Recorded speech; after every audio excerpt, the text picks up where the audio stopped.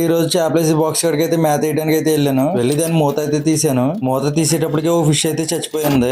ఈ ఫిష్ ని అయితే మన ఎక్వేరియం లో ఫిష్లు చంపేస్తున్నాయని చెప్పేసి దీంట్లో పట్టుకొచ్చి పడేసాను. తీరా ఈ తొట్లోకి వేసేటప్పటికి ఈ తొట్లో ఉన్న ఫిష్ ని ఈ ఫిష్ అయితే తినేస్తుంది.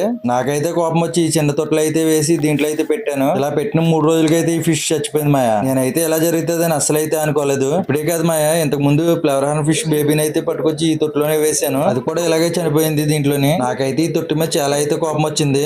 ఈ అక్వేరియం తొట్టులో వేసిన ఫిష్లు 2 రోజులకి అయితే చనిపోతున్నాయి. ఇలా బతకలేనప్పుడు ఇంత చిన్న తొట్టులు ఎందుకు తయారు చేస్తారో నాకు అయితే అర్థం కావట్లేదు. ఏది ఏమైనా ఈ తొట్టులో వేసి 2 చేపలను అయితే పోగొట్టుకున్నాను మాయా. ఈ ఫిష్ ఈ తొట్టులో చనిపోవడం వల్ల వాటర్ అంతా మొత్తం ఖరాబ్ అయిపోయింది. వాటర్ తో పాటు ఫిష్ ను కూడా పట్టుకెళ్లి మా తోటలో అయితే పారబోస్తాను మాయా. మళ్ళీ ఈ విధంగా ఎప్పుడు జరగకూడదంటే ఈ తొట్టు అయితే మన దగ్గర ఉండకూడదు. ఈ తొట్టు కానీ మన దగ్గర ఉంటాయి మాయా, మళ్ళీ చేపలు పట్టుకొచ్చి దీంట్లో అయితే ఇటువంటి తొట్టులు ఉండటం వల్ల చేపలు పోవడం తప్ప ఏమి ఉండవు మాయా. అందుకే నాకు వచ్చిన కోపానికి ఈ తొట్టుని అయితే లాగిపెట్టి కొట్టాను. వెంటనే పగిలిపోయింది.